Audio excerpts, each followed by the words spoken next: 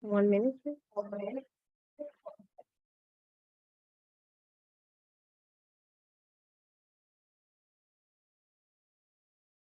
Yes, good afternoon, everyone.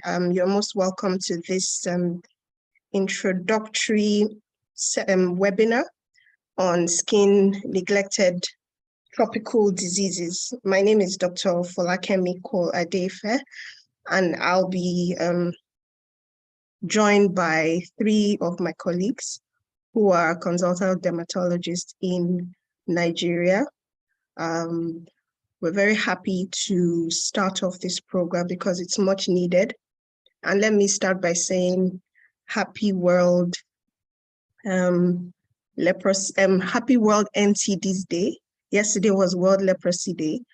And we are here because we are all interested in fighting and eliminating neglected tropical diseases, from our communities and from our countries.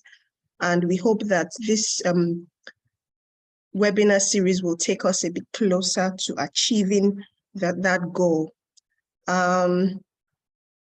Before we start, I would just like to call upon my the head of the president of the Nigerian Association of Dermatologists to speak with us and give us the opening remarks for this webinar. And then we'll kick up. We have 4 interesting topics to discuss by 4 dermatologists, 3 of whom are my very wonderful colleagues from across the country. And we hope it will be interactive and interesting. So if you have any questions, I can see some people already have their hands raised. You can actually put your questions in the chat box below, and we will attend to them. It's a webinar format, so you may not be able to you may not be able to speak for this one, but you can put your questions or comments in the chat box. Okay. So let me put on Dr. Mohammed. Sir, are you able to speak now?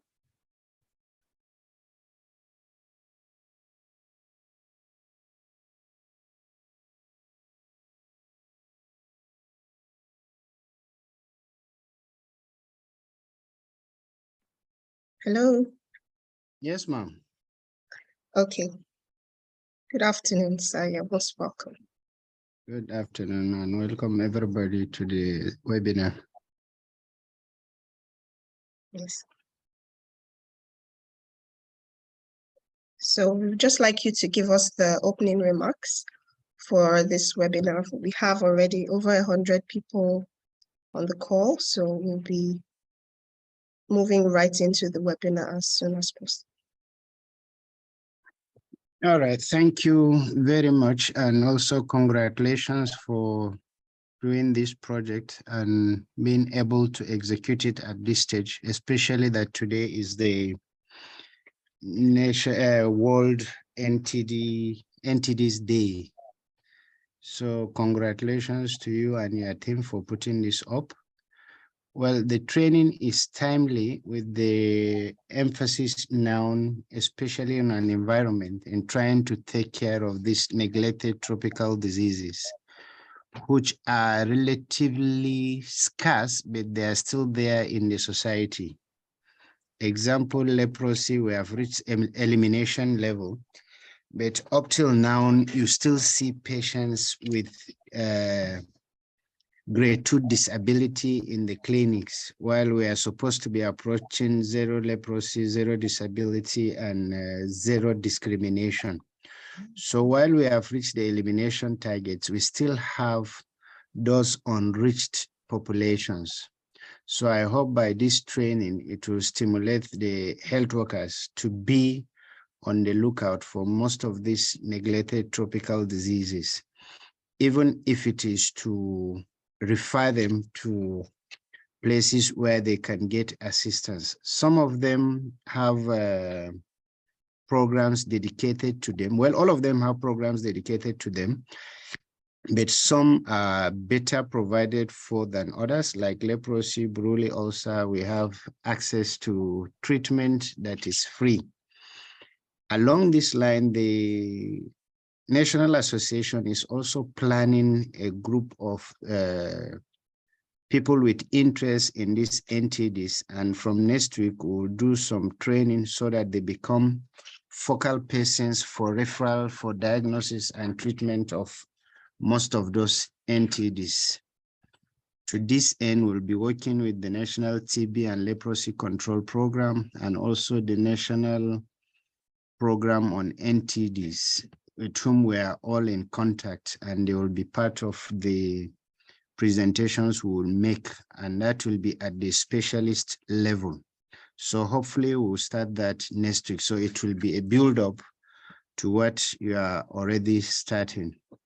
So we welcome everybody, and I hope that everybody will remain on the training for as long as it takes to complete, since it's not a one-off training. I think they have series of webinars that will cover some few weeks, and I think at these convenient times, most people participating should be able to complete the programs, so that along the line we can list those people as maybe people that patients can be referred into.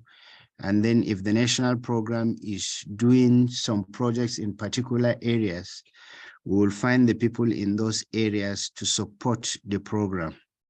So thank you very much, everybody, for coming in. I hope you use the time and then learn as much as possible to better yourself. And I think we will assist the organizers to give CPD points for those that need them for their license registration. So Dr. Cole, thank you very much with your co-facilitators, Dr. Nafisa Abdullahi from Katsina, Shakira in Ibadan, Sebastian Oyo all the way in Edo State. I've forgotten the name of your facility. I think the Infectious Disease Center in Nigeria. So thank you very much for organizing this and then for being able to start it off. I'm sure it took a lot of stress, and I'm sure the anchor person was so stressed some weeks back, but I hope now you are stronger. So thank you very much and welcome. Thank you so much, sir. We are so grateful. Thank you for that wonderful overview. So this program has a lot of benefits. In addition to the learning and the knowledge on NTDs, skin NTDs, there will also be certificates of participation and CPD points for those who are who require them. And there will, of course, be a community of skin NTD specialists or champions, and that definitely will be very useful to the national NTD program. So we look forward to having a very wonderful time during this webinar. We'll try to make it as brief as possible and interactive. So moving, speedily along, we want to start with the lectures or the topics for today. We have 4 topics, and I will introduce the speakers for each of the topics.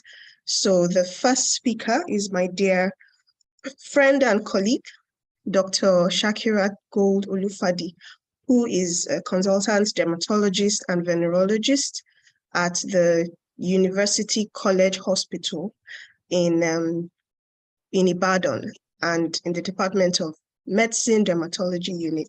She is a very cerebral dermatologist and very active in dermatology education, particularly on social media.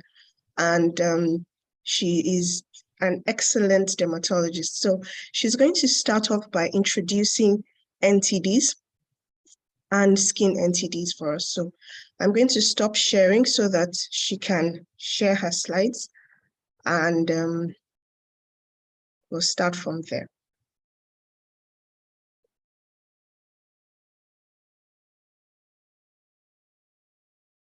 Are you able to share now, Dr. Cole-Adeife? Hi, Dr. Cole. I'm just trying to see if I can share. I'm just about to do that. Just give me a few seconds, okay? All right. Okay. Thank you.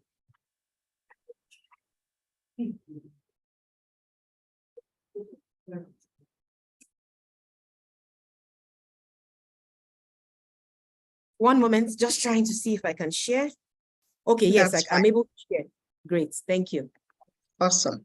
So if anyone has any questions or comments, please put them in the Q&A section. Actually, there's a place that you can see Q&A at the bottom of the screen, and your questions or comments will be noted there.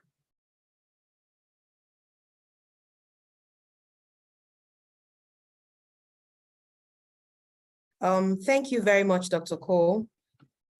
Thank you so much. Okay, you have stopped my video. You don't want us to share a video because I can see that the host has stopped video. So maybe if you can check. Then you are muted. Unmute yourself.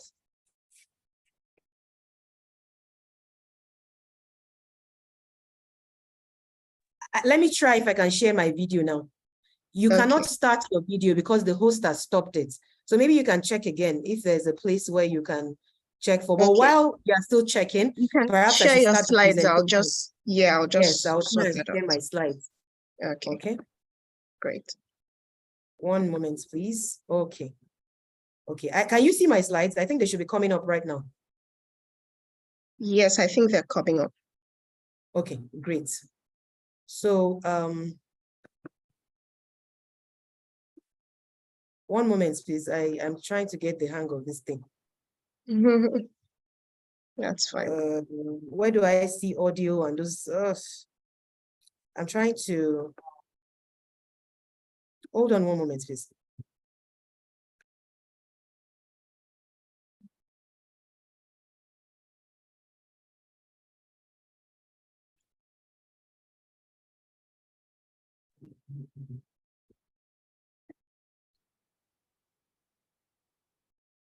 Okay, can you see my screen now?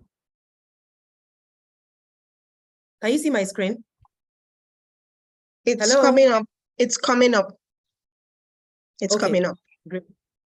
Yes, we can see it now. So thank you, Dr. Cole. Thank you, Dr. Cole, because you are the brain behind this this training, and I have to say a big thank you. You know, when we picked this date as the date to start, it was almost looking like it was not going to be feasible. But Dr. Cole is a power engine. When she sets her mind on something, she gets it done. She will say it very gently, and one way or the other, you'll see that things get done. So thank you very much, Dr. Cole, and my co-facilitators. And thank you to everyone that registered for this training, because it is something important. And we have to be grateful for the internet. We keep coming up with innovative ideas, because normally this is something we'll probably be organizing, get one hall or the other. But with the internet, we are transmitting all across Nigeria, and this is something that we should be thankful for. So today I'm going to be introducing neglected tropical diseases, what they are, and current perspective, with a focus on skin neglected tropical diseases. She has introduced me before, so without further ado, let me go to the presentation. I will be using this outline, and just based on the topic that I just talked about, what exactly are NTDs? And when we talk about NTDs, you know, I introduced this where we were before, and then where we are right now currently, and just a little bit of talking about the skin neglected tropical diseases before I end my presentation. So neglected tropical diseases, they are a varied and diverse group of conditions that are prevalent in tropical areas. They are prevalent in tropical areas, especially in countries like Asia, Africa, Latin America. And why is it important? Why are we talking about them? It is because of their economic impact, not just economic impact, but because of their economic impact and their social impact, because it affects the most impoverished, it unduly affects women and children, and we know that children are part of the vulnerable population. Then it also affects, it's especially common in tropical areas, without access to clean potable water and proper disposal of waste. And for you to know the impact of neglected tropical diseases, up to 1.7 billion people have one or more neglected tropical diseases nationwide. So you can see that this disease is something that is caused, or these diseases, they cause a lot of economic impact. Again, if you look at NTDs, they are very important again because they have some public health. Hello, can you still hear me? Dr. Cole? Okay. All right, great.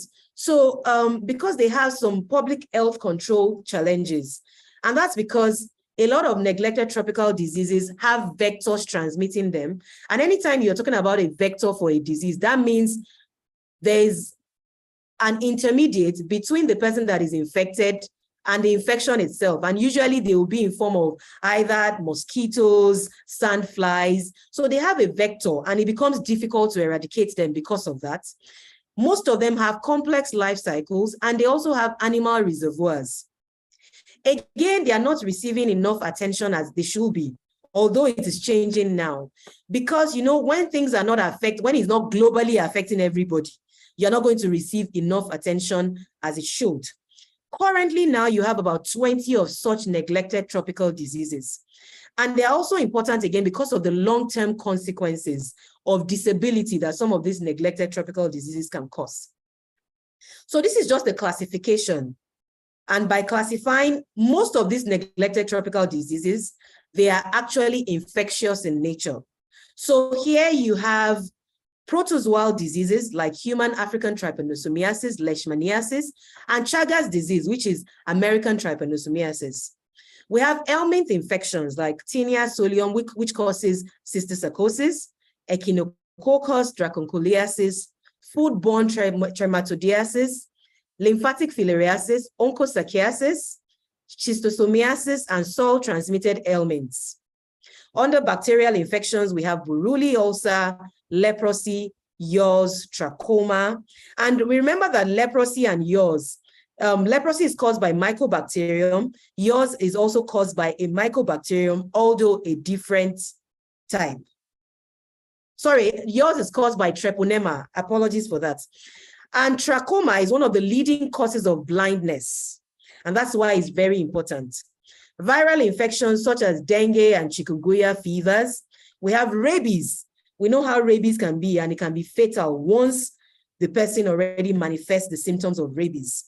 Fungal infections like mycetoma, chromoblastomycosis, deep mycosis. Ectoparasitic infections like scabies. It's surprising that we are still seeing a lot of scabies out there. Myiasis and envenoming diseases like snake bites and venomation. So if you look at a lot of these diseases, you see that there are a lot of them, which we'll discuss along the course of the training, that have skin manifestations, either in isolation or together with other systems being affected. Again, classification of NTDs can be based on how it is transmitted.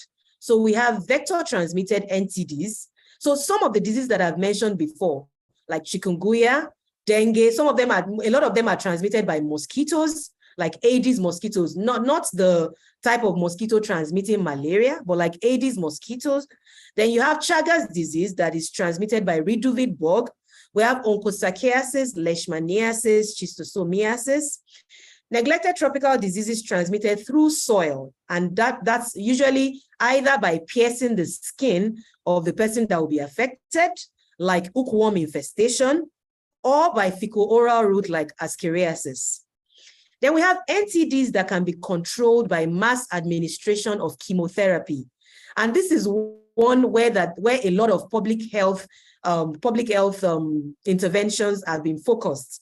Because if you mass administer chemotherapy in this condition, there's an opportunity to reduce the disease to the maximum or to the minimum, or to even cure the condition, or to have a minimum infective rate of that infection. As examples of those include lymphatic filariasis, onchocerciasis, schistosomiasis, soil-transmitted ehrlichiasis, and trachoma. And some of the drugs that are used include ivermectin for lymphatic filariasis, praziquantel for schistosomiasis, and you have albendazole for soil-transmitted ailments, and azithromycin for trachoma. So this is just a table showing you the major characteristics of most of the common NTDs. And this was from the New England Journal of Medicine. So, you know, showing you the people that are affected, showing you the common complications and the common ways they can manifest, showing you some of the drugs that can be used for treating this condition. I won't go into details because this is just an introductory lecture. So where we were for NTDs, the framework of neglected tropical diseases was first proposed in the early 2000s after adoption of the Millennium Development Goals. I'm sure we remember those Millennium Development Goals. MDG 6 specifically targeted global infectious diseases like malaria and HIV.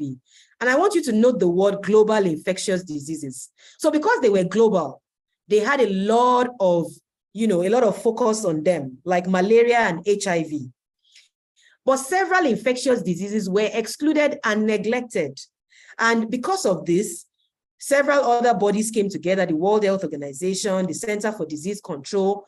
So 13 of these diseases that were neglected, caused by helminths, bacteria, and protozoa, were labeled as NTDs initially. And they were initially grouped as NTDs that could be targeted through preventive chemotherapy and transmission control, like I showed in the table before, and NTDs that could be targeted through innovative and intensive disease management. And by that innovative management, we mean vector control, chemotherapy, like you're combining different means of trying to control the infection. World Health Organization later expanded the list of NTDs to cover 18 diseases. And finally, we now have 20 diseases in the list, which I've shown earlier. So where we are now. So in the last decade, several programs have been set up to control NTDs. Some of those include global programs worldwide, like the World Health Organization Global Program to Eliminate Lymphatic Filariasis in year 2000. That was established in the year 2000. And lymphatic filariasis, as of now, has been eliminated as a public health problem in 17 countries. There has been increased coverage of chemotherapy, and I'm talking about the WINS now. There has been increased coverage of chemotherapy for schistosomiasis, for soil-transmitted helminths, and for dracunculiasis. Even Nigeria, here in Nigeria, we have a multi-year master plan to curb neglected tropical diseases. There's the 0 by 2030 Global Strategic Plan to eliminate dog-related rabies, which has now been put in place. It has been noted with these global programs that have been put in place, including the one for Buruli ulcer, that there has been a reduction in the need for Buruli ulcer surgery by 50% due to increased antibiotic treatment, because it's the multi-drug therapy that is usually used for about 6 weeks for antibiotic treatment for Buruli ulcer, which has reduced the need for surgery for treatment of Buruli ulcer. But you know, we're not just going to discuss the wins, we're also going to discuss about where we have some shortfalls. And for where we have shortfalls, Chagas disease is still highly prevalent in Latin America and Asia Pacific region. And the reason is because, you know, there are only 2 drugs, which is benznidazole and nifurtimox, still available for treatment. And these drugs are highly toxic. And apart from being highly toxic, the effect of the drugs are majorly felt in the acute stage. And that's why early diagnosis is the mainstay for neglected tropical diseases, especially the ones that can cause mortality. Neglected tropical diseases such as foodborne trematode infections, dengue fever, echinococcuses are increasing in the Asia Pacific region by 21%, by 59%. I think that's a typographical error. Then zoonotic cestos such as tiniasis and cysticercosis, echinococcuses, they are still considered the first, the second, and the third most prevalent foodborne parasitic diseases at the global level. So there's still more work to be done. And that's why we're organizing this kind of training. The World Health Organization has global intervention strategies for NTDs. I've mentioned some of them before: innovative and intensified disease management, such as combining all these strategies together to try and control the diseases; prevention chemotherapy, like I've mentioned for some of the diseases; vector control; veterinary public health on the need to, like hand washing to prevent, fecal-oral transmission of some of these helminthiasis; water sanitation and hygiene, which has the WASH acronym. So these are some of the World Health Organization intervention strategies for NTDs. So now moving on to Dr. Gold, sorry, yeah. Can you try to open your video now? I think we've been able to try and sort open my video. Okay. Yes. I'm trying. All right. Okay, Yes. can you see my bespectacled Your face? beautiful face. Yes, we can. All right, thank you so much. So skin NTDs, they are so called because they either involve the skin in isolation or in combination with other systems. And you know why they are important? We know that the skin is the largest and most visible organ in the body, and may in fact be the initial site of presentation for some NTDs. And skin NTDs can present as ulcers, such as Buruli ulcers, can present as plaques and nodules on the skin, as we have in leprosy, can present as lymphedema, as we have in lymphatic filariasis. And again, it may present as disabilities, as complication, as we have in leprosy. And of course, we don't want to get to the level of disability, and which is why we are organizing such training. Even if the initial health worker that is coming in contact with the patient cannot treat the condition, we should be able to identify and refer appropriately. So why is my slide not moving? The prevalence of skin NTD, a study in Togo identified a 7.5% prevalence in 2 peri-urban schools and in 1 rural community. The prevalence of skin NTDs amongst patients seen in a tertiary hospital in Southeast Nigeria was about 5.6%. So now moving on to the list of skin NTDs.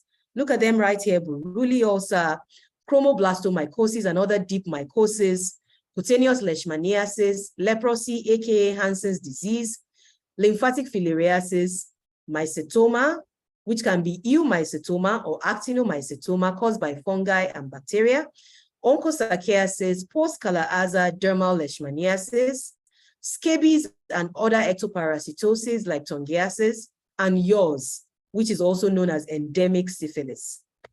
So, the pictures speak 1,000 words, or how do they say it? Just to show you some pictures. This is scabies. I won't dwell much on it because we are still going to talk about it along the course of this training. But remember that it involves the webs of the fingers, the toes, the groin, and the elbows. Those areas are the areas that are commonly involved. And it causes this rash that we call the bus stop rash. And so that's the typical presentation of scabies. Here is a picture of somebody with deep mycosis, deep fungal infection. Again, I titled this slide "Different Faces of Leprosy." These were slides, these are not my original pictures, but this particular patient here, sorry, I forgot to cover the eyes of this patient. I should have done that. So this particular patient has lepromatous leprosy. We always say, look at the ears, riddled and with mycobacterium, teeming with mycobacterium. So this patient has lepromatous leprosy. And so this is showing you the different phases of leprosy across on this slide. Buruli ulcer caused by Mycobacterium ulcerans. So this is Buruli ulcer, okay, because this causes this disfiguring, this ulcer that takes a long time to heal. This is cutaneous leishmaniasis. So in conclusion, there are still other pictures that will be shown. NTDs affect the most impoverished and the most vulnerable. Is still a major public health problem. And that's why we are still talking about them, especially because it's a major public health problem for us here in Nigeria. Skin NTDs are important because of visibility, and continuous training, especially about early recognition and management, is most important. Thank you for listening. And these are my references.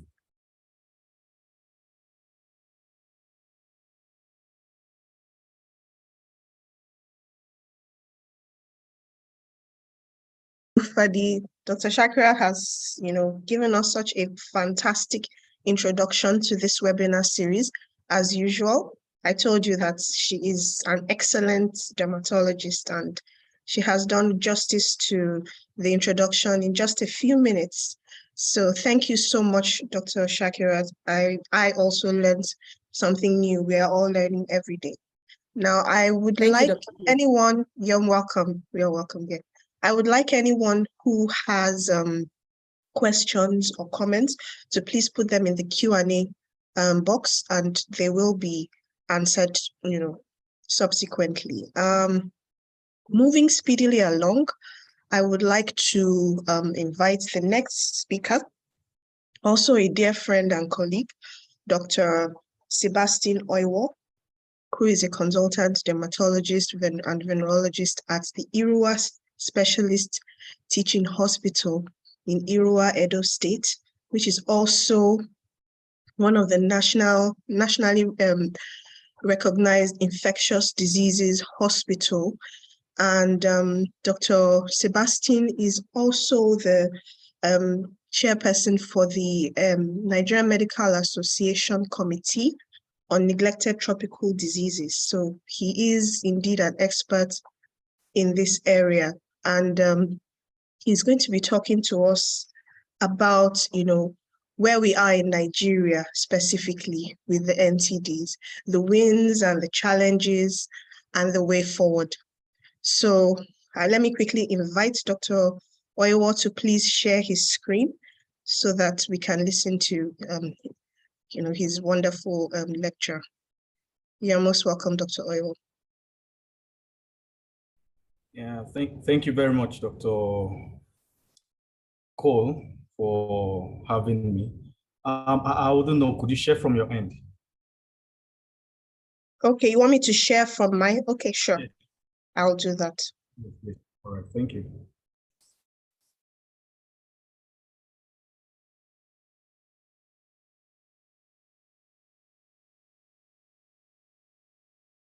So why are you able to see my screen? Yes. All right, I'll just take it from the beginning, just a minute. Okay, thank you very much. I want to welcome us once again to this startup point for the 6-month series of the virtual training on skin neglected tropical disease. And as I was mentioned or introduced, I'm Sebastian Oiwo. I'm a dermatologist and I'm the chairman, NMA, National Committee on Neglected Tropical Disease. Dr. Gold-Olufade has said so many introductory statements that I may not want to go too much into it. Next slide, please.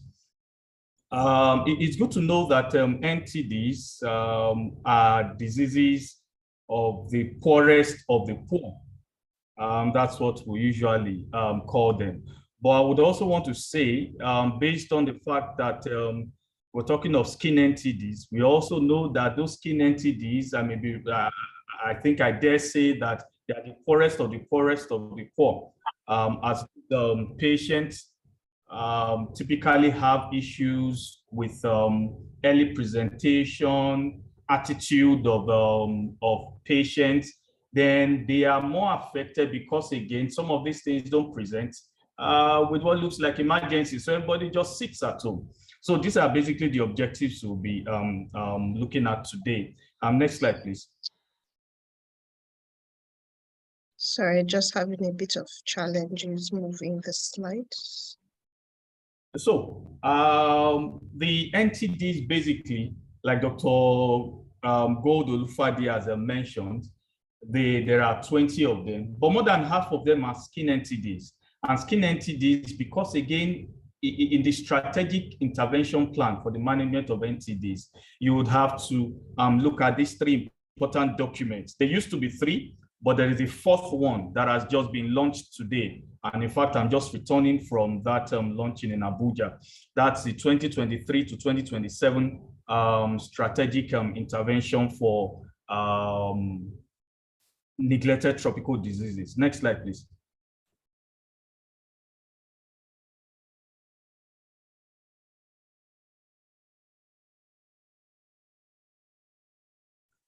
Okay, so we've talked about this. We'll just move to the next slide then.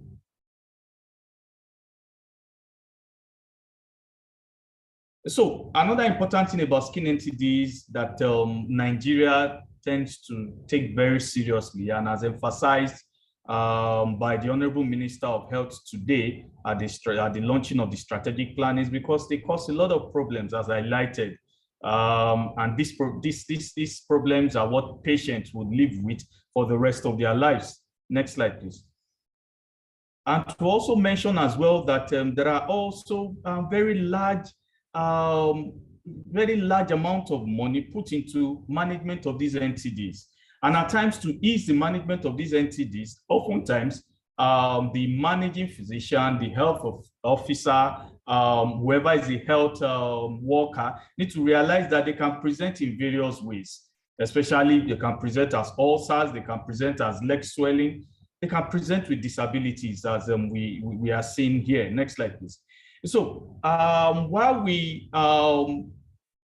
must pay attention, according to the slogan for this year's NTD program, is the fact that we must act now, we must act together, and we must invest in NTD.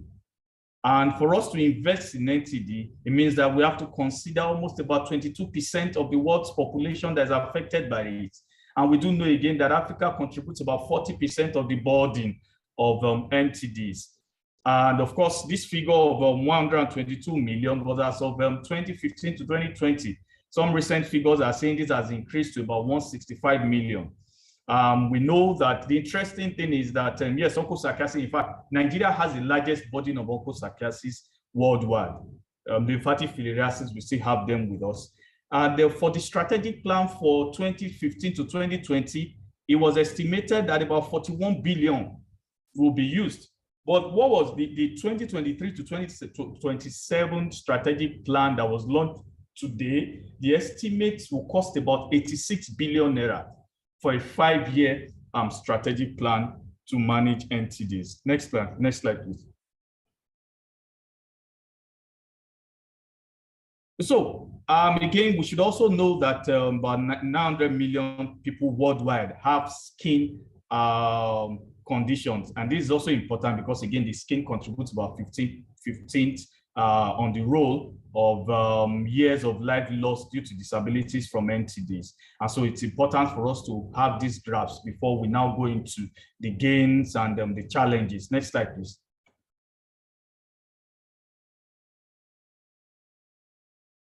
Next, we've mentioned this previous times so that we do not waste time. This is just an introductory session. So basically, this were the figures. This just shows the various skin NTDs and the statistics that follow them. Interestingly, leprosy, as it were, as we speak today, in the last 10 years, Nigeria has recorded more than 2,000 annual cases of leprosy.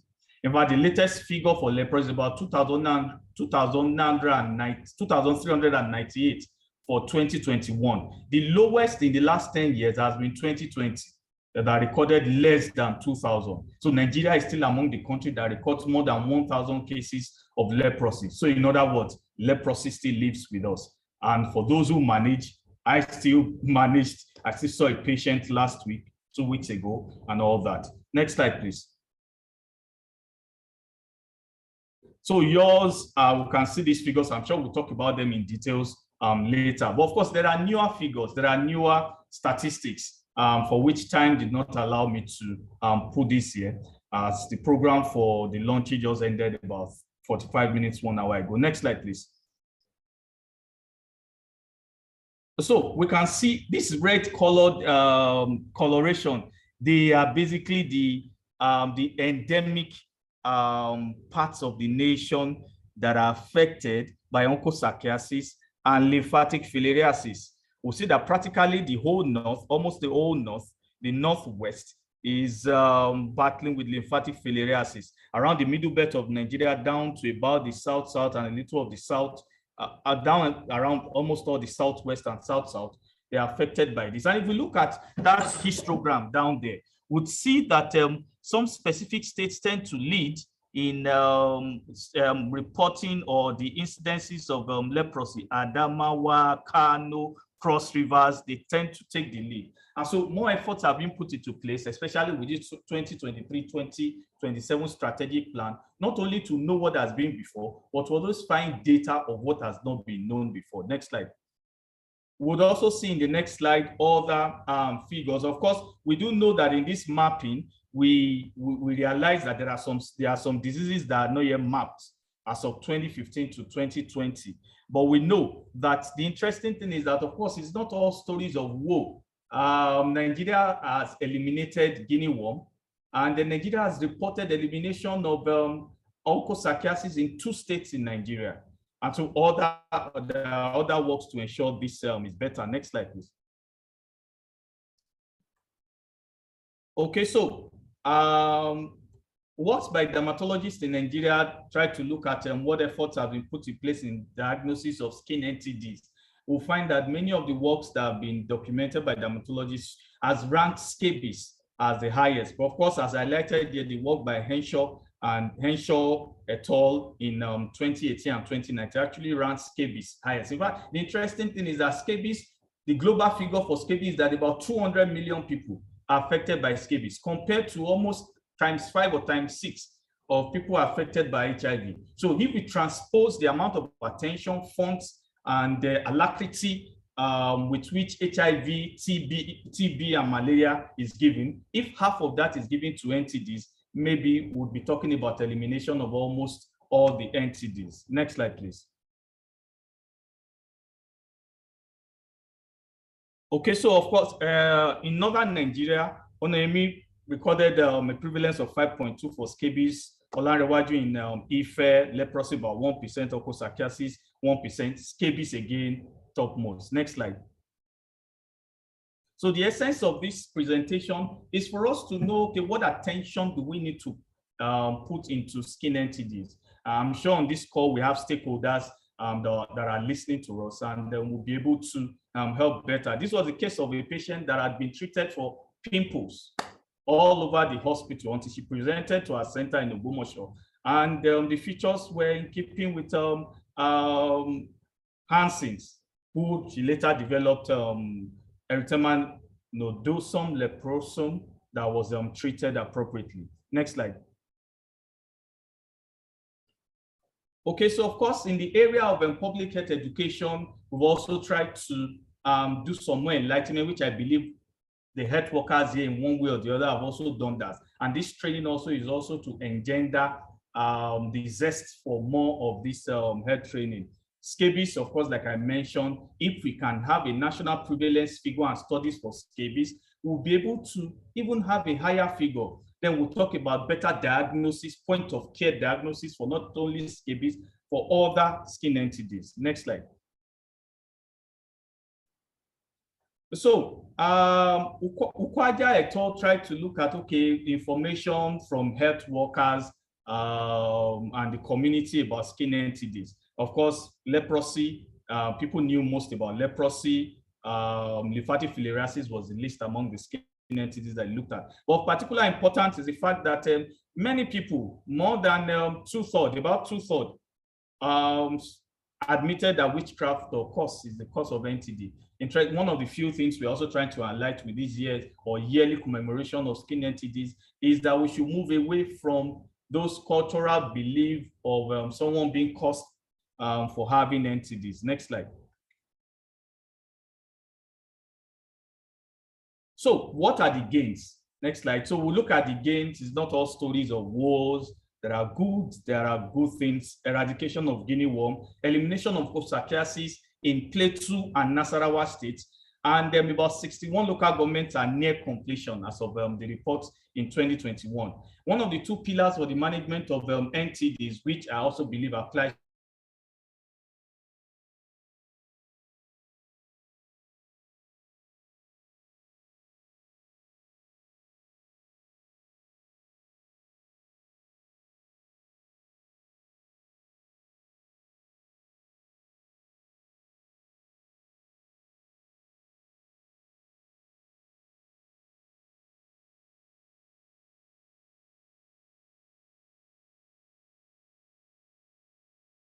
You are no longer audible, sir.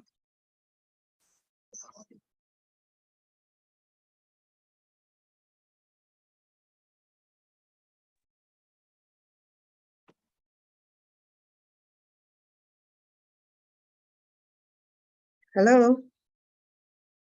Hello, Dr. Cole, we can hear you. It's Dr. Iwo that seems to be off. Yes, probably a bit of technical or network hitch. Let's hope that he comes back on quickly. All right. Continue this very interesting lecture.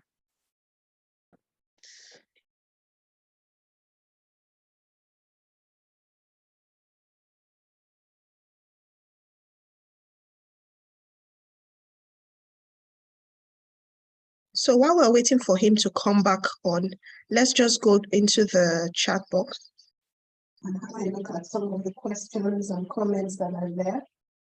See if we can address things so that we can save time. Yeah, so thank you so much, everyone who has sent in questions and contributions.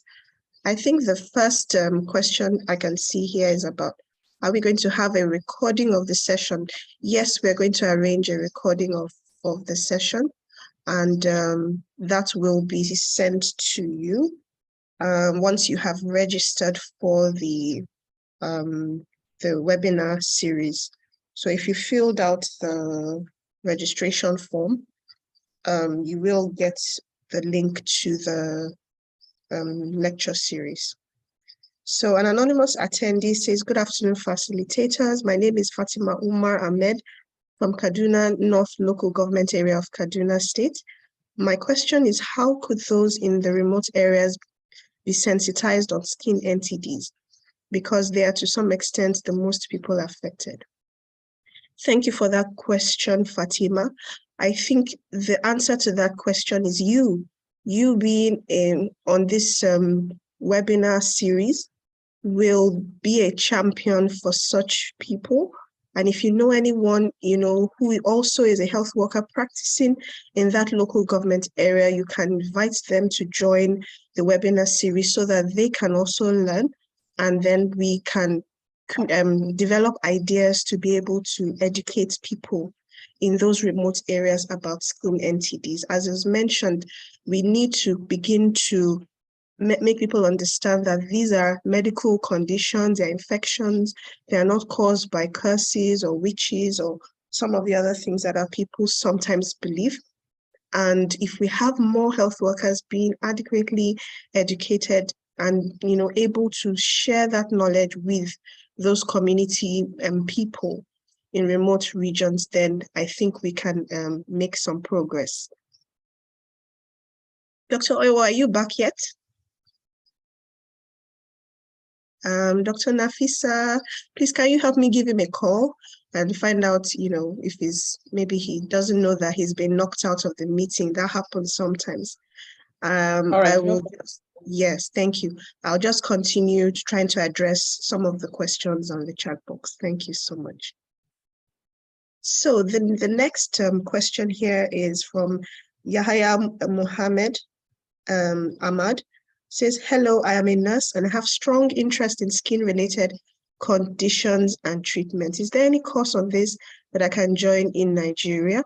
So that's one of the reasons why we're having this webinar. This webinar is facilitated by the Nigerian Association of Dermatologists, and this would be an introductory course to skin NTDs. There are also several courses, free courses online, by the WHO. I know the WHO has a series of lectures online on skin NTDs as well, for which you can also get certification. And of course, this program, which is more close to home, so we're going to try to make it more relatable to our own environments and peculiarities in Nigeria, is also here. So I'll advise you to register if you haven't already and continue with the series, which is going to continue for another 6 to 8 months. Thank you for that question. So the next one is Hafsatu Bawasani, who is asking, normal disease or cancrum oris has skin manifestation. Is it an NTD?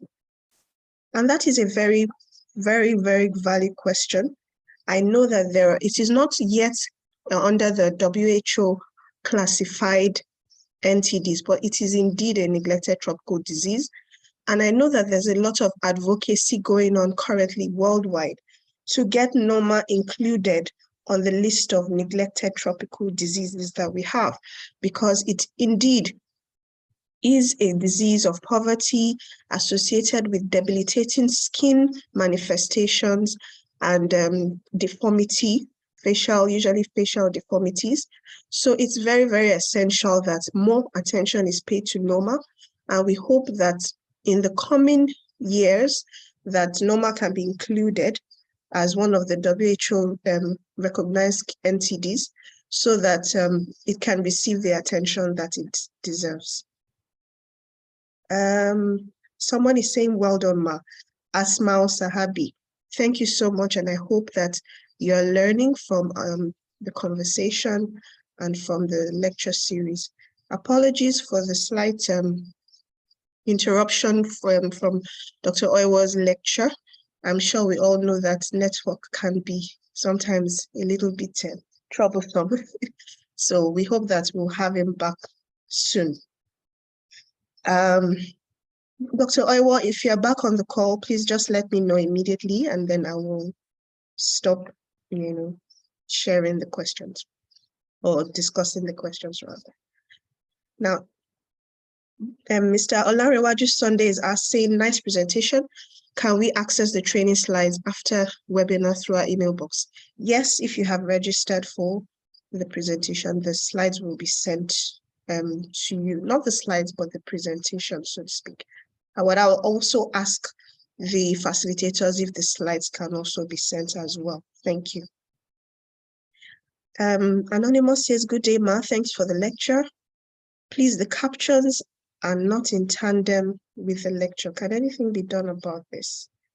Okay, I apologize. That may be a network delay. I'm not sure if it's from our side or from your side, but if anyone else has a similar complaint, please let us know so that we can try to address this. Thank you. Hafsat Bawasani also says, do you have images of skin manifestation of rabies? So actually, rabies is not typically a skin neglect NTD. It's more systemic, and we may, have an overview of other NTDs, but it's not under the purview of the ones that we are going to go in depth. But since you have asked this question, we will probably look into it and see if we can include that as well. Thank you. Anonymous attendee says, I'm currently treating an outbreak of scabies at home, and I'm wondering, can the scabies might be transmitted through the rope where we hang clothes to dry in our compound? Thank you. So scabies can be very difficult to eliminate from your environment or from your home. And there are several steps that need to be taken to ensure that there's no reinfection. So in addition to treating everyone in the house, we also know that you have to treat fomites. Fomites include your clothing, your beddings, your chairs, and everything. So if that is not done, you may have, a few mites hiding out in those areas, which may later on come back and reinfect everyone. If you suspect where you hang your clothes out to dry, you can also have that fumigated and cleaned as well. So let me see if Dr. Ewo is back. Dr. Nafisa, were you able to find out what happened to Dr. Ewo? Yes, I called him. He mentioned that he got locked out and he was trying to reconnect but couldn't do so. He hasn't called me after that. Okay, so he's trying to log back in. All right, thank you. So the next question here is Bashir Osman Yerima. Thank you for this wonderful presentation. My questions are, what are the characteristic skin lesions of cutaneous leishmaniasis? How common is it in this part of the world? What are the investigative modalities? Thank you, Ma. So leishmaniasis, we will talk about that.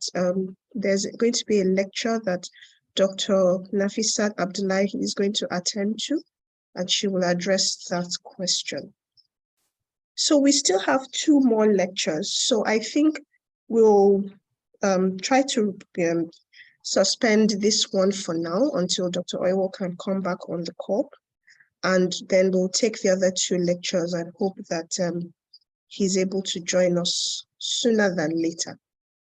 Again, apologies for the break in transmission on that. And we hope that he can come in shortly.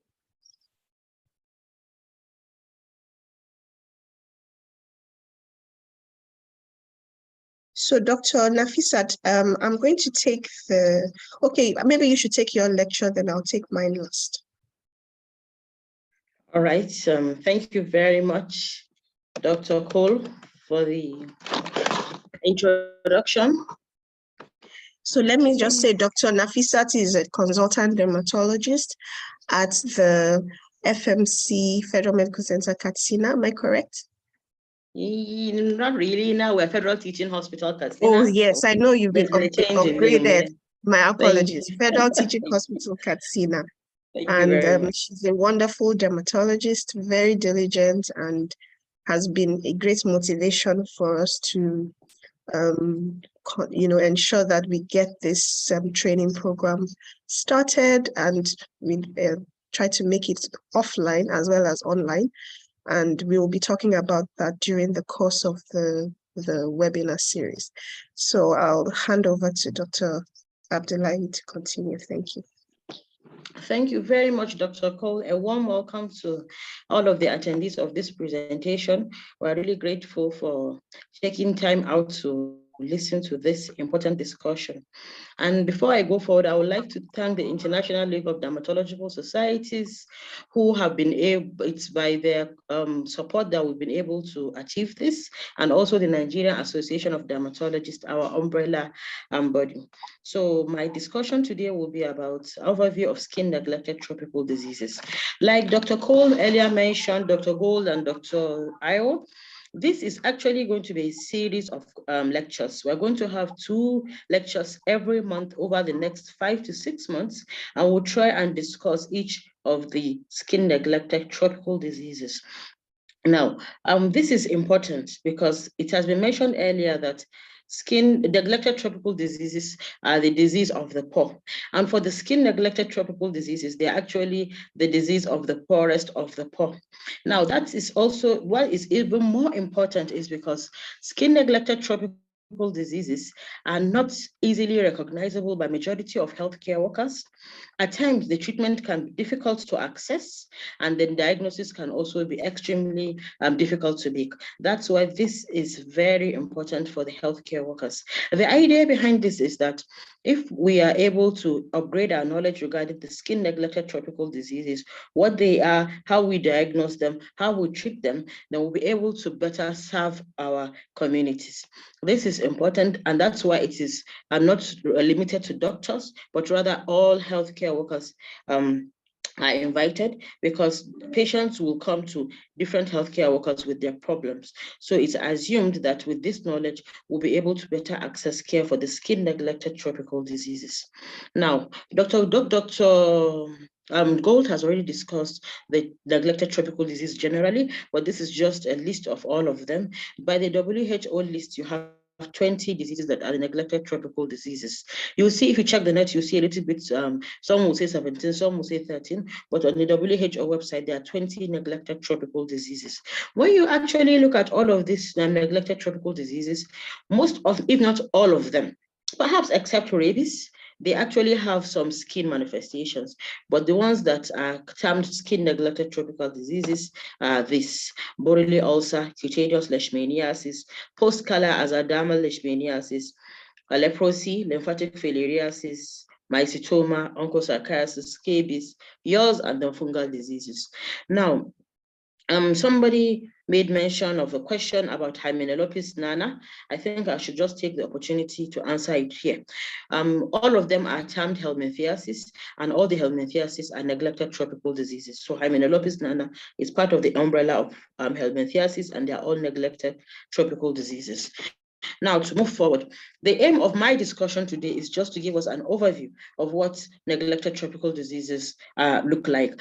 As I've mentioned earlier, we're going to take each one after another, twice every month, to give you more in-depth knowledge regarding those diseases that that are still a problem for us. And to begin with, this is Borrelia ulcer. It's also called rodent ulcer. It's mostly seen in West and Central Africa, and it's caused by Mycobacterium ulcerans. Mycobacterium ulcerans is the third most common cause of mycobacterial infection in immunocompetent individuals. The first most common is Mycobacterium tuberculosis, the Mycobacterium leprae, the Mycobacterium ulcerans. Usually it doesn't start like this. The patient does not just wake up and see a big ulcer like this big ulcer that we can see on the feet, but rather it usually starts as a tiny nodule, which gradually enlarges, then ruptures, and then becomes an ulcer like this. This can go on for months, if not even years. It's a major cause of problem for the patient. Imagine you having to carry a leg like this for a long time. And treatment, if it's not done early, it can result in complications such as lymphedema or things and deformities. So this is what Borrelia ulcer can look like. Now, usually when you check the literature, you see that Borrelia ulcer is mostly seen in the forest areas or where there is a lot of water. But interestingly, in Katsina, where I am, last year we saw about 6 patients with Borrelia ulcer, and already this year we're already beginning to see some in an outreach that was carried out by the Nigerian Tuberculosis and Leprosy Control Unit, that is Katsina State Branch. So it's still with us. It is still, we're still seeing it. The good thing is that with the surveillance that is ongoing, they were hopeful that it will reduce the number, limit the morbidity in these patients, and also be able to one day eradicate it. Next is mycetoma. This is a patient that came to see us about 2-3 months ago. She had to travel 2 hours to see us. It's also called Madura foot. It usually presents in 2 forms, eumycetoma and actinomycetoma. The eumycetoma is caused by fungal infections, while the actinomycetoma is caused by bacteria.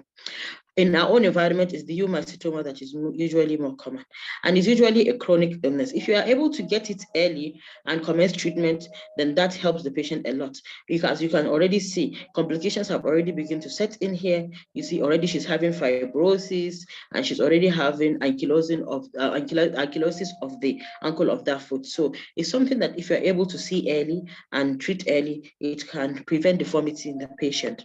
The next is cutaneous leishmaniasis. Somebody asked whether this is common in Nigeria.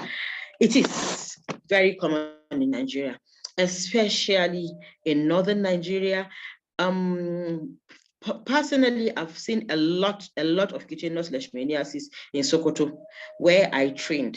And I also have colleagues in Maiduguri who have also mentioned that they see a lot of cutaneous leishmaniasis. Not so very common. I also did part of my training in Ibadan. We just saw one and everybody was excited. I'm not seeing a lot of them. Maybe I've seen like 5-6 in Katsina where I'm presently practicing. But just suffice to say, in Sokoto, I think at any time you sit down for clinic, you must see a patient with cutaneous leishmaniasis. This is the ulcer of cutaneous leishmaniasis. It's usually smaller in comparison with the Borrelia ulcer, and usually doesn't cause as much deformity as the Borrelia ulcer. The difference with cutaneous leishmaniasis is usually multiple, and the scars are disfiguring, and it can also take months to years before you can before it resolves without treatment. It's caused by the bite of a sandfly. And then another challenge we have is that the treatment of cutaneous leishmaniasis can be very difficult, but diagnosis is fairly straightforward if you have access to a microbiologist. There's another form which is called visceral leishmaniasis. The organism is not localized to the skin as in cutaneous leishmaniasis, but rather it's localized to the organs inside the body. This is not a problem in Nigeria, but it's usually seen in other parts of Africa, mostly Sudan, Ethiopia, that's in Northern Africa, and also in some places in Asia. And this visceral leishmaniasis, usually after treatment, after 2, 3, 4 years after treatment, will result in post-collar azadermal leishmaniasis. So because we do not have visceral leishmaniasis, then we do not usually have a problem with post-collar azadermal leishmaniasis. However, it is one of the neglected tropical disease. But our interest is that it can look a lot like leprosy. If we remember the slides that Dr. Gold presented about the different phases of leprosy. You can see hypopigmented macules and patches on this patient, and you can see some nodules here. This can look like leprosy. So that is the interest we have with post-cala dermal leishmaniasis. Not that we have it a lot in Nigeria. We don't, because we don't have a lot of visceral leishmaniasis, although there are a few reported cases of visceral leishmaniasis. Leprosy, also called Hansen's disease. It is caused by Mycobacterium leprae. Some people think that there is no more leprosy. It is on the downward trend. Yes, it is reducing, but it's still present. The sad thing is that it still takes so long to diagnose them. By now, we should be able to know, we should not be seeing this disability, this level of disability in our patients. But still, because the knowledge of the presenting features, the knowledge of the diagnosis, the knowledge of the treatment is so poor amongst health workers, the patients tend to come very late and the disability has already set in. And that is the aim of this lecture, for us to be able to recognize these things earlier so that we can commence treatment. The treatment for leprosy is free. It's sponsored by an NGO, it's free, so it doesn't really cost much for the patient. All we want is that it should be recognized earlier. This is lymphatic filariasis. It's caused by Bucheria, Bancrofti, Brugia, Malai, Brugia, Tumori, depending on where it is in the world. And the transmission is via mosquito bites. And this swelling, this level of swelling that we can see in the pictures, it actually takes years before it gets to this point. But once it gets to this point, it is usually irreversible. So in Africa and Asia, lymphatic filariasis is actually a major cause of disability. But if it is recognized early, it is potentially preventable. Not only that, but if we can do vector control, if you can do some treatment, this is potentially can be eradicated. This is onchocerciasis. It's usually caused by the bite of the black fly, which is the Simolium damnosum, and it can affect the eye and the skin. It is a major cause of preventable blindness in our own environment. Well, the problem again is that most healthcare workers are interested in seeing the hanging groin, the onchocerca nodules, the leopard skin, and these take years to develop. And if we're able to recognize the earlier signs, such as the acute papular onchodermatitis, then we can prevent this from occurring. And onchocerciasis is one of the diseases that is potentially can be eradicated through use of mass chemotherapy. We'll go into all of these diseases one after another and give lectures on it. This is just an overview so that we have an idea of what we are going to discuss. This is scabies, as Dr. Gold mentioned. Mostly people think there is no more scabies, or this scabies is mostly a disease of the poor. This is the one of them that is not a disease of the poor. We usually see it in all socioeconomic strata, and we usually see it in all classes of people. Sometimes you see it among university students, sometimes you see it among the higher socioeconomic class, sometimes you see it among the lower socioeconomic class. Now, if we can see, if in between the digits of this patient, we can see some tiny, tiny black nodules. Once you are seeing tiny nodules, they can be of varying sizes, but once you are seeing it in the interdigital region of the patient, then suspect scabies. Scabies is treatable. You just need 2 treatments, 1 week apart, and usually you add antihistamines and patients do very well. But if you're not able to treat it, it can become a source of embarrassment, and the patient will really not be happy. They keep on coming, going, and then people keep on stigmatizing them. You know, they can't even go amongst crowd and they'll be scratching everywhere. So it's really an embarrassing illness, and we see it amongst all the socioeconomic class. Why I'm repeating this is because you don't want to see a doctor and then you think that no, this cannot be scabies. No, it can be scabies. So please, it's seen across all the socioeconomic strata, and it is still present in our environment. Transmission is via direct contact with infected persons or fomites. Somebody asked this question in the chat box that they are currently treating an outbreak of scabies and whether they could get it from the rope that they are using to hang their clothes.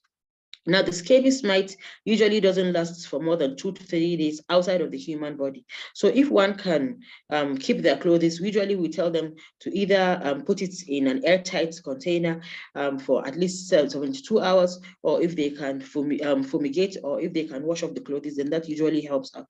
So I think even if you put it on the ropes for more than 3 days, that should be able to help. But the important thing is that once you identify a single case of scabies in the family, then just treat everybody. It's likely that everybody, then it has been transmitted to the other people in the family. Also look at the picture below, and this is also on the leg. Other areas that you can see it include the pubic region, around the breast, around the gluteal region behind, and then sometimes even on the neck and the ears. And usually use benzoates if you have it. Some people don't have it. You have 5% permethrin. There are different drugs that you use to treat scabies. We'll go into details on the lecture for scabies.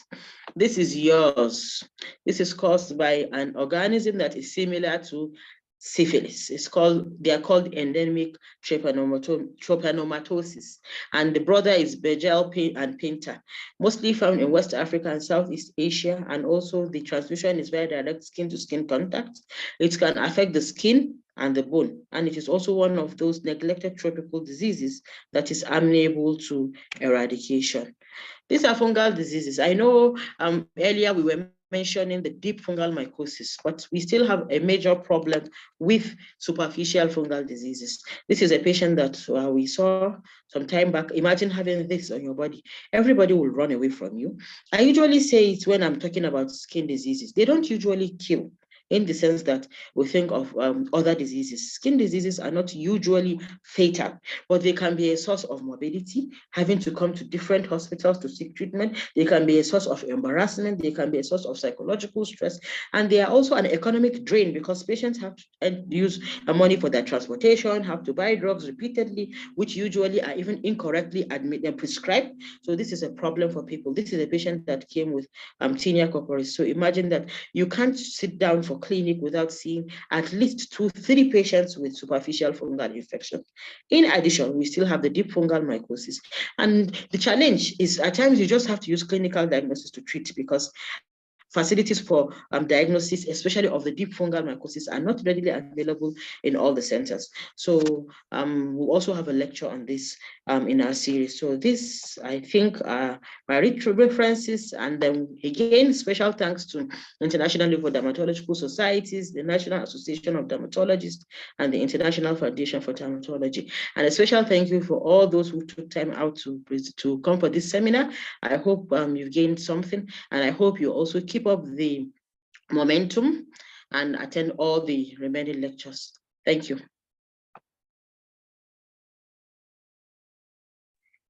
Thank you so much, Dr. Nafisa. That was really fantastic. An overview of skin neglected tropical diseases, and I'm sure we all learned something. And I hope that this is just an appetizer. We hope that people will continue to attend these webinars to gain more information. We want to do this because we know that if more people are empowered in diagnosing and treating these neglected tropical diseases, we'll become closer and closer to eradication.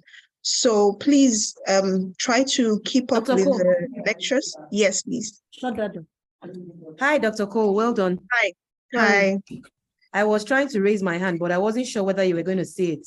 So I wanted to mention that for people that have asked questions, what I'm doing is that I'm answering those questions, like I'm typing answers.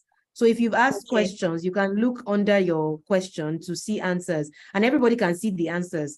So if your question is not now answered, then you can, just say, we can answer them orally, before the end of the presentation. Yes, okay? Thank you so much. Dr. Cole, you are next. We should be introducing you. So it's not, since I'm one of the panelists. All right. All right. So maybe, are you ready now, or you're still, so can I? Well, I was hoping that maybe Dr. Oiwo would finish his own lecture. Is he back? Because, is he back? Okay, so maybe we can. Yeah. All right. Yeah, so I think he should just finish his before I do mine. Yeah. Okay, so thank you. My sincere apologies for that short disruption. So I think we'll just pick up from where we stopped. We're talking about the gains that we have had in Skin NTDs. Just mentioned this. Next slide, please.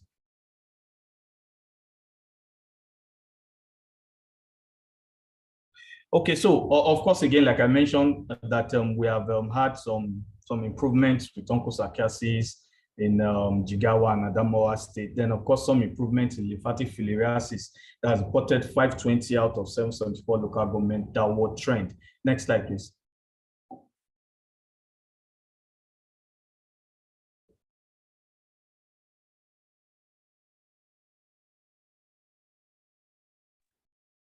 Okay, so basically what we have here, is the new declaration as of this morning at the World NTD Day in Abuja, where we have been able to see some success stories of 10 states in Nigeria that have interrupted or eliminated transmission of onchocerciasis. Next slide.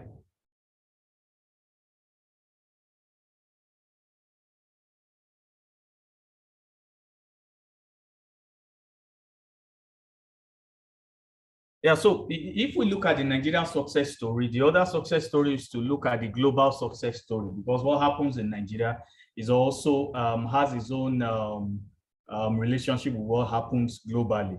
Globally, about 689 million people no longer require treatment for lymphatic filariasis, and about 1.38 billion people no longer requires treatment for trachoma. And of course, we know Nigeria has eradicated guinea worm, and we are 10 years down the line compared to some countries that after a year of being declared, they come back to record positive cases again. Next slide, please.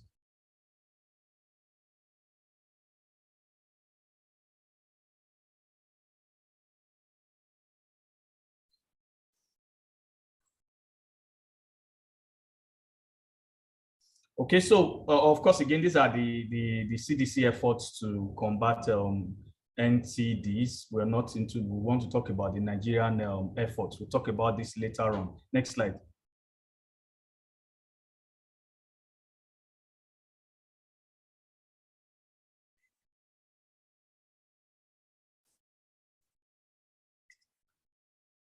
So the challenges that we have, and this is the reason why the world has come out to say that let us invest more in NTDs.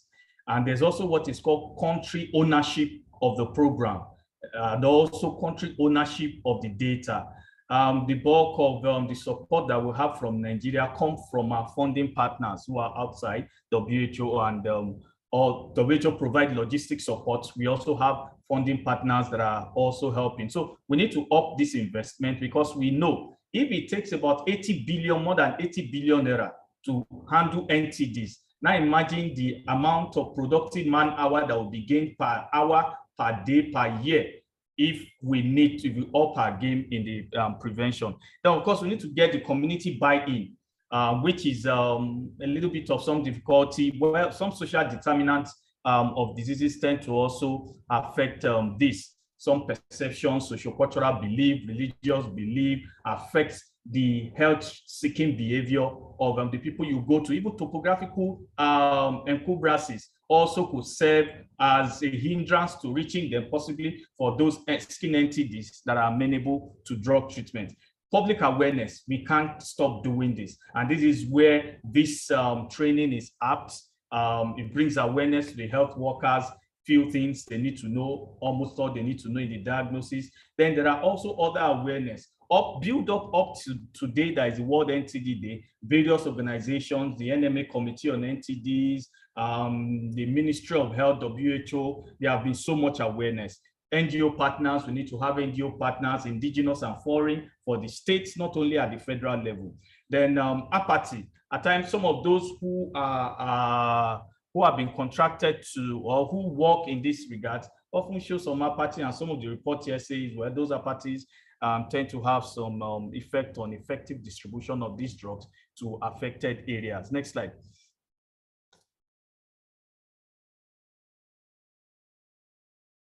Okay, so where do we need to intensify efforts? Of a truth, there have been so much work, and I must commend the Federal Ministry of Health and the federal government, the WHO and all partners. But there are areas where emphasis needs to be made. For us in the Nigerian Association of Dermatologists, the pharmacists, the all health professionals, the nurses and all health professionals, there's a need for us to come together to get some more broad-based research, so that when we have this broad-based research, they serve as a solid foundation for funding. When there is funding, there is more grounds to cover with respect to diagnosis and management of these NTDs. Most of these NTDs do not have rapid diagnostic tests, except for lymphatic filariasis and yaw. So there's a need for this to be done at a better and a wider scale. Next slide, please.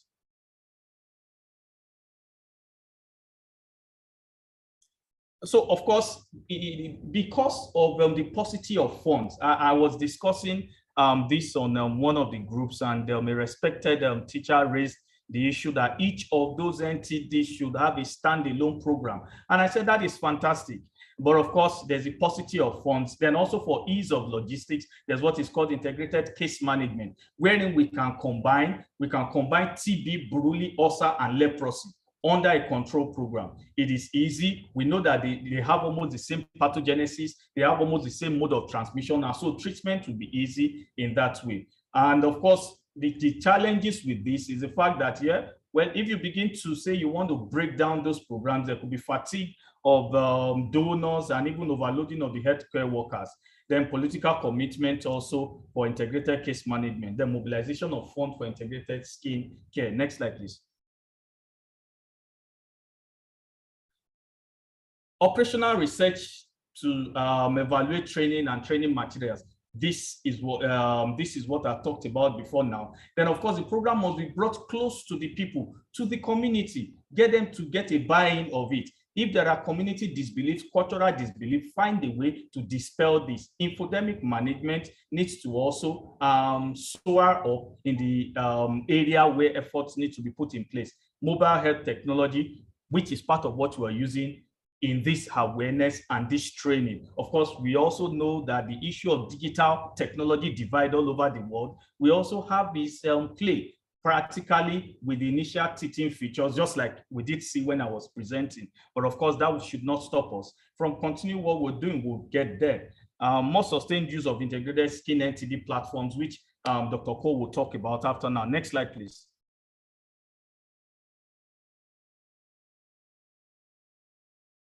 Okay, possible areas of research, which was an area that was mentioned by the Honorable Minister for Health today. And Dr. Akpanu is the National NTD Coordinator at the Federal Ministry of Health, also mentioned this, because funders, if they want to fund treatment and control, they will ask you, what data do you have? So these are varied areas where we need to look at with respect to antimicrobial resistance, epidemiology, evaluation of training, and all others. We'll talk about this in details later on. Next slide, please.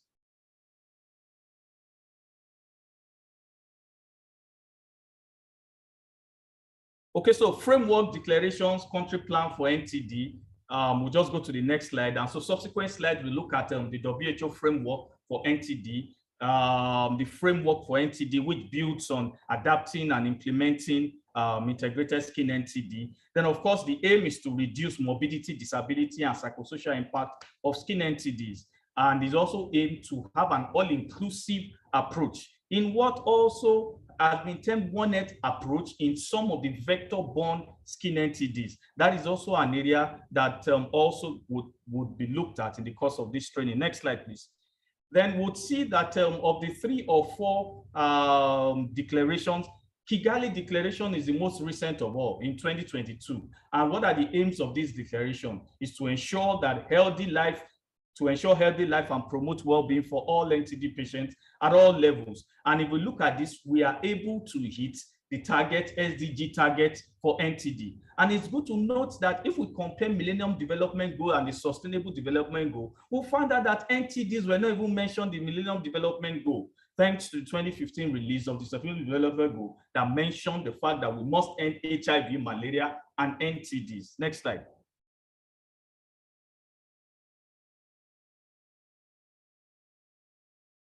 Okay, so we have talked about it. Next slide.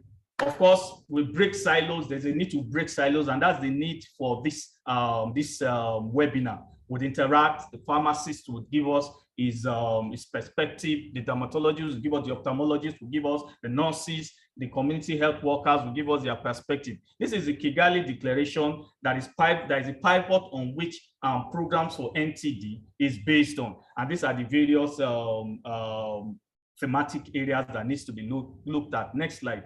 Before this Kigali Declaration, there was a London Declaration. Before London Declaration, there were previous declarations, in addition to indigenous declarations, even within the Ministry of Health. Next slide, please.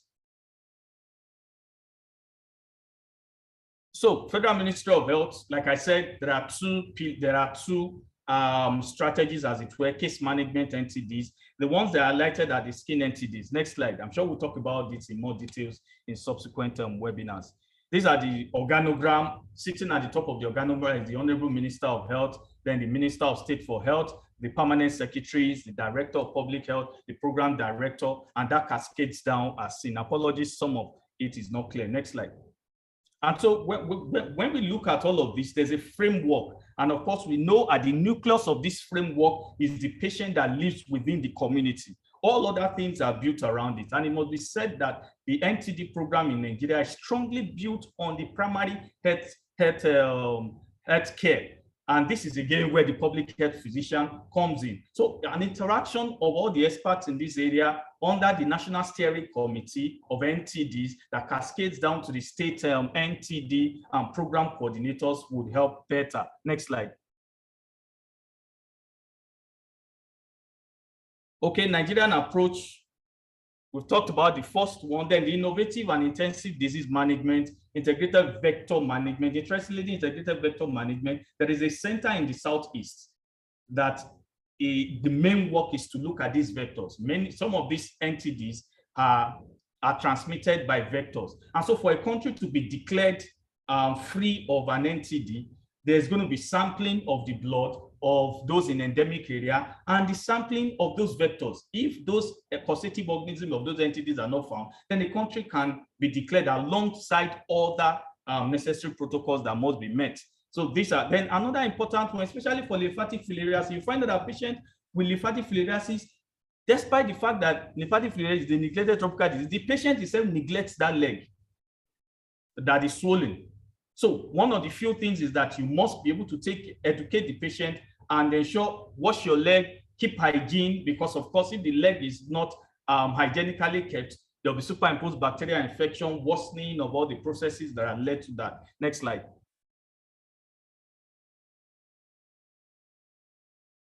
Okay, so role of dermatologists. Of course, this webinar is being coordinated by Nigerian Association of Dermatologists, International League of Dermatological Society, and International Federation of Dermatology, in conjunction with all the health workers who are here. And so we have roles to play under this area in prompt diagnosis, policy formulation, mind development. Next slide, please. So our goal is the 2030 NTD roadmap. We are just about 7 years to that roadmap. How do we go about it? We have mentioned this in the past. Next slide, please.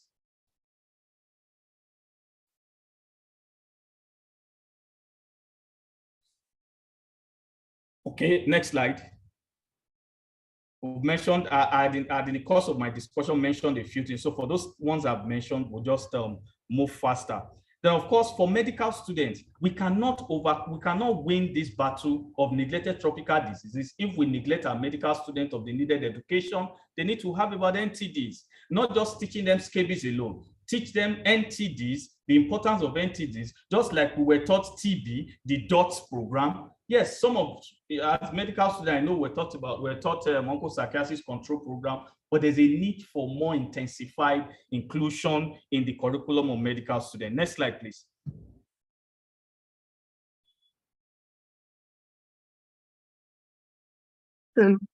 Yes, we'll move fast now. We'll just move fast. Much of what we have now, basically all that have been mentioned before.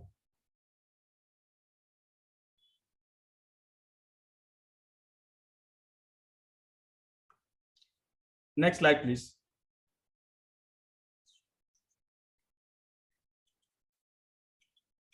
So this basically will be talked about later, just to know the integrated management of those skin NTDs that present with ulcer, present with wound, with limb swelling, pain, itching. Next slide. So we'll just move 30 seconds per slide and we'll be done. So next slide, please. So these are just the targets as we have seen. Next slide. Next.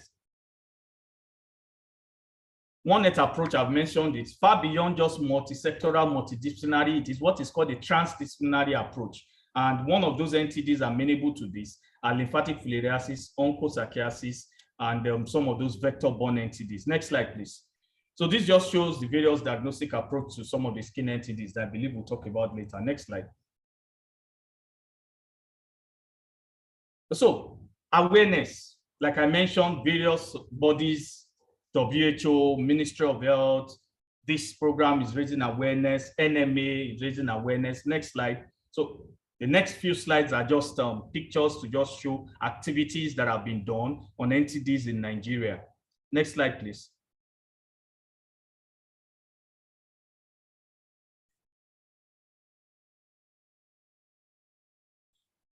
So these are just the awareness on creating necessary information, making it available to everyone. Ogun State, the parasitology body, next slide. So these are just aware, and this is the program, this is me attending the program today. And so conclusively, we would know that Skin NTDs, they are here with us. And NTDs takes averagely about 22% of, then affect about 22% of the entire world population. The peculiarity of the symptoms and the integrated skin management is paramount, especially in resource-poor settings. And so there's a need for frantic effort by dermatologists and all health professionals to ensure that that target of 2030, we should be able to hit it. Next slide. And I think based on that, that should basically come to the end of the presentation. Thereafter, what we'll see are the references. Next. Next. Next. And thank you.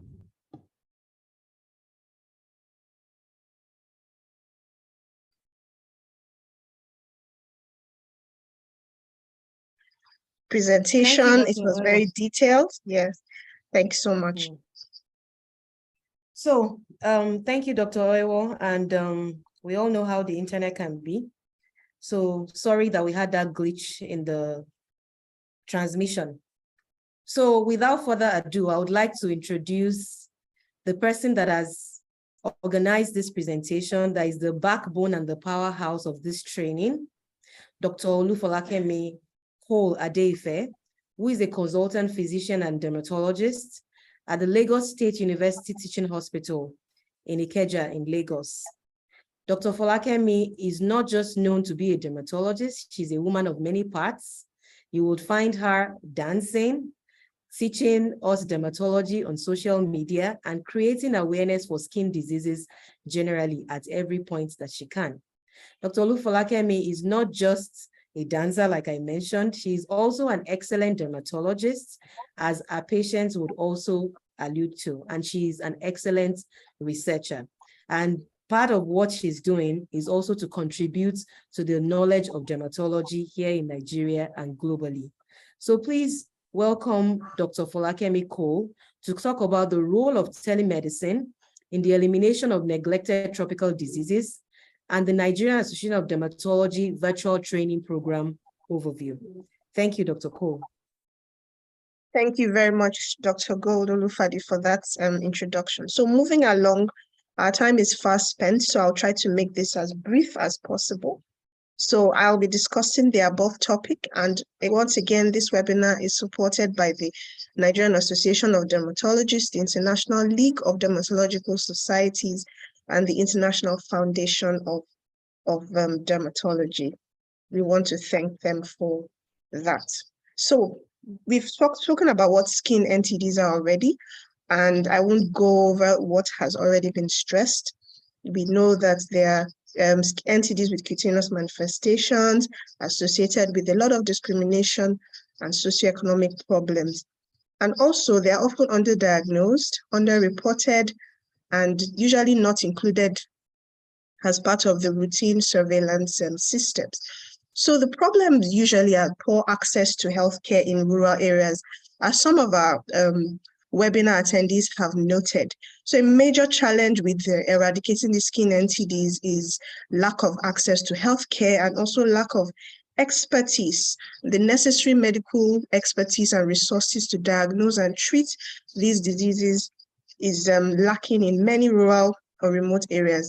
Nigeria, there is a ratio of dermatologists of 1 dermatologist to 2 million people. And so there you can see that there's actually a dearth of medical expertise on the skin. And this webinar is hoping to bridge the gap with that, very severe scarcity that we have.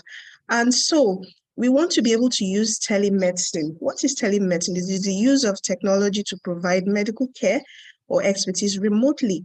And it can play a significant role in the elimination of neglected tropical diseases and also help with the diagnosis and management of many skin problems, many dermatoses, particularly for people in the rural and remote areas.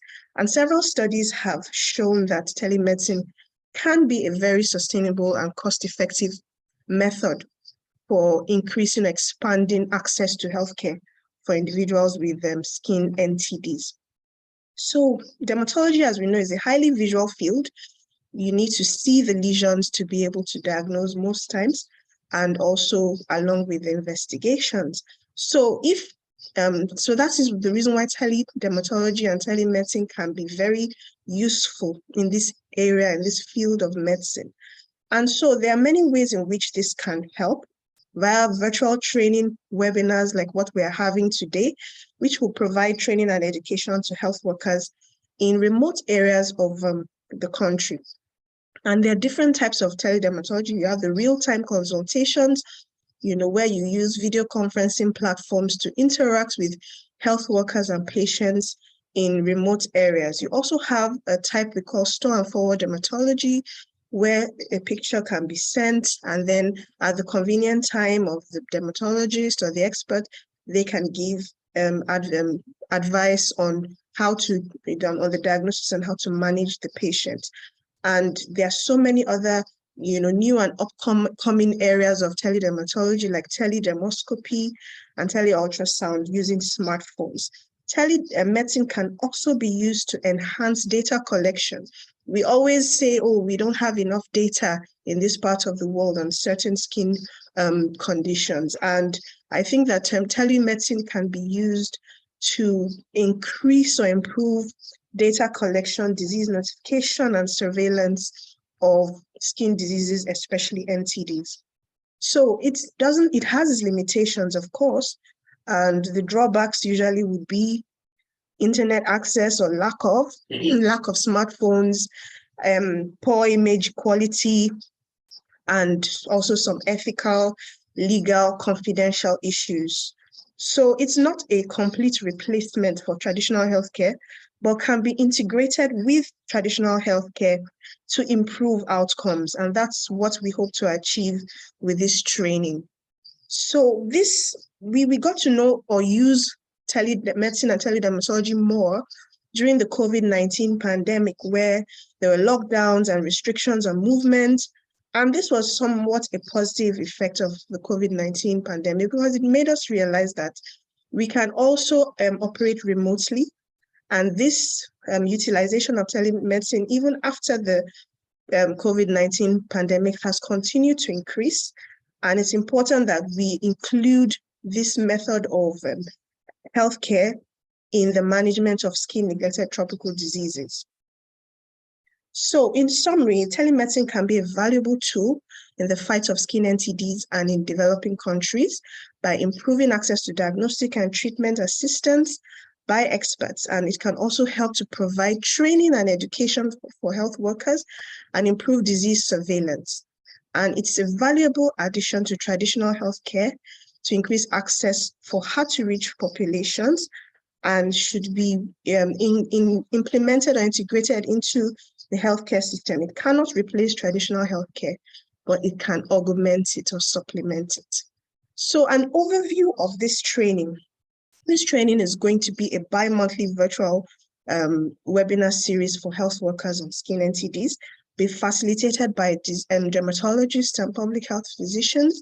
And the main aim is to train the participants on clinical diagnosis, management, and notification of skin NTDs. Also, there will be training on the use of 2 mobile apps for diagnosis, treatment, referral, and reporting. And these virtual sessions will take place over the next 6 to 8 months via Zoom. They will be interactive, educative, and there will be practical applications with the use of 2 apps. So the apps that we're going to be working with are the WHO Skin NTD app, and another app called the Densa mobile app for teledermatology, and NTD reporting. So the WHO Skin NTD app is a guide which we can always use when we're trying to diagnose on the field and try to make a diagnosis of various skin NTDs. And the Dental mobile app is going to be an app where people in remote areas will be able to interact with dermatologists, sending a photo if they're not sure of the diagnosis and say, we saw this patient with these symptoms and this is a picture of it. And the dermatologist can reply at their own time, giving their advice, oh, this looks like leishmaniasis, this is what you should do, or this looks like scabies or leprosy or lymphatic filariasis. So the aim of this program is to increase evidence-based knowledge and build capacity among primary care providers. We want to include general medical practitioners, medical officers, community nurses and pharmacists, community health workers, and various other community health workers, people who work in the community, particularly in rural and remote areas. And then we want to aid the improvement of appropriate diagnosis, management, referral, and notification of skin NTDs across Nigeria. And we hope that we'll be able to train up to 500 health workers across the 6 geopolitical zones and beyond. And at the end of this program, we hope that healthcare providers will be able to recognize and diagnose and treat most skin NTDs, make appropriate referrals to the closest dermatologist or specialist hospital, and make use of the mobile application to aid diagnosis, treatment, and notification, and be more conversant with utilizing these applications in their clinical practice, with regular interaction with dermatologists, other specialists, public health officials, and share information, improve their diagnostic acumen, and also disease data. So the updated knowledge, of course, we hope will improve reduce the burden of skin NTDs and also improve diagnosis and treatment. So the training overview, like we mentioned, this is a free training. It's supported by the ILDS, the IFD, and the Nigerian Association of Dermatology. The registration, I'm sure most of us would have registered with a Google form with a pre-webinar evaluation on skin NTDs, and certificates and CPD points will be given to those who are able to complete the training series. And at the end of the training, we'll have some local outreaches, physical outreaches, where we can practice what we have learned and also help our communities. So thank you very much for listening. And we've come to the end of the webinar. We'll take a few questions or comments, and then we would like everyone to continue to participate or attend this webinar series. They promise to be very, very educative, enlightening, and everyone will be better for it. Thank you very much. Thank you, Dr. Cole. That was a lovely presentation. Thank you so much. I wanted to mention that a lot of the questions, please, if you ask questions, can you look at where the Q&A is? If you look at there's a part that says open, answered. So if you've asked questions, if you look at the answered parts, you'll see that a lot of the questions have been answered. Because during the course of the presentation, while Dr. Abdullahi and while you were presenting, I was answering a lot of the questions. So if you still think your question has not been answered, please just kind of put it in the chat box again, in the question and answer box again. Then Dr. Cole, there are some questions that I think I would like you to go into the ones that are open, not answered yet, and just check if there's anything, because I feel that you may be the one to be able to answer those questions perfectly. All right. Thank you everyone for attending. Thank you so much. Okay. All right, thank you. I'll just do that. We just need to, let me look through. Most of them are done. Answered, open are, let's look at them. Okay, so if some people are asking, can they get the presentation sent to their emails? Like I said before, yes, it may be possible to get that. I will just have to interact with all the facilitators if they're okay with us giving out the their presentation slides, then we can do that. Otherwise, but the recording will be available.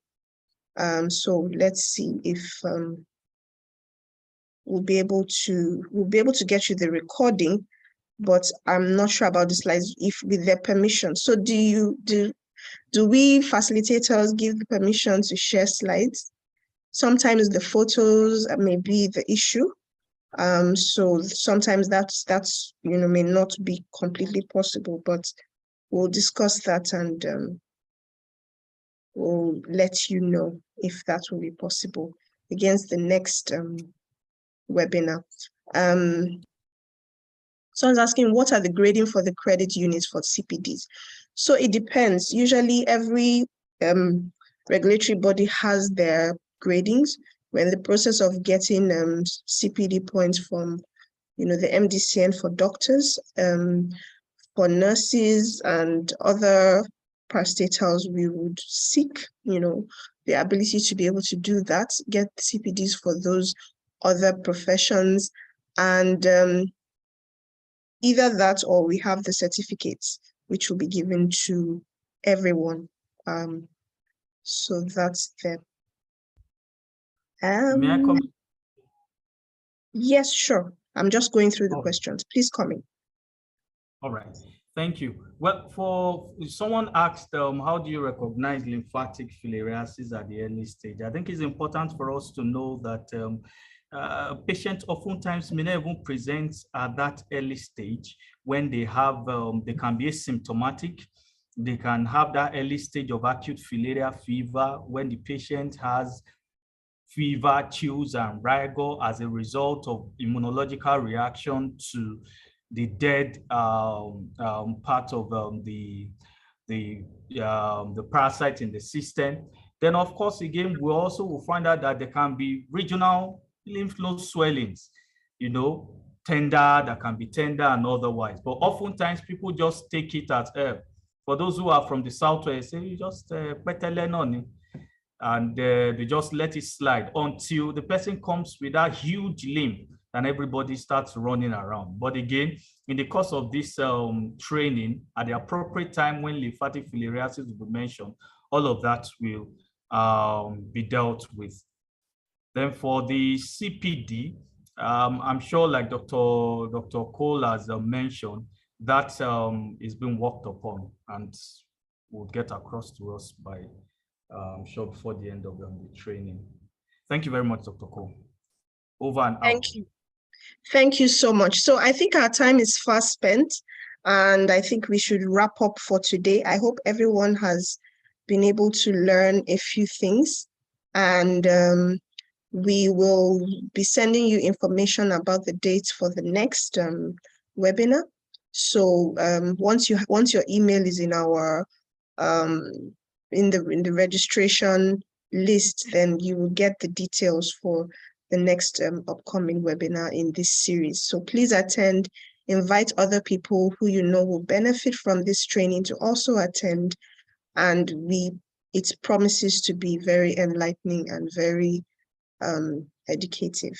Thank you so much. So I don't know if anyone else wants to say anything before we close. Dr. Shakira, Dr. Nafisa, thank you. I think we can all just switch on our videos and take a bow and say thank you everyone for coming, I guess. So let's just say thank you everyone for coming. So I also appreciate you. Let me switch off my video, but thank you everybody. Thank you. Are you eating to watch? No, it's not coming on. It's not coming on. I'm not eating too, but it's just not coming on. He's telling me the host is not allowing us to share video. No. Okay, it's the same thing, the host thing. Okay, let me. Okay, you have to be co-host. So let me just make you co-host so that can put that on. Okay. Dr. Gold. Thank you. It was such a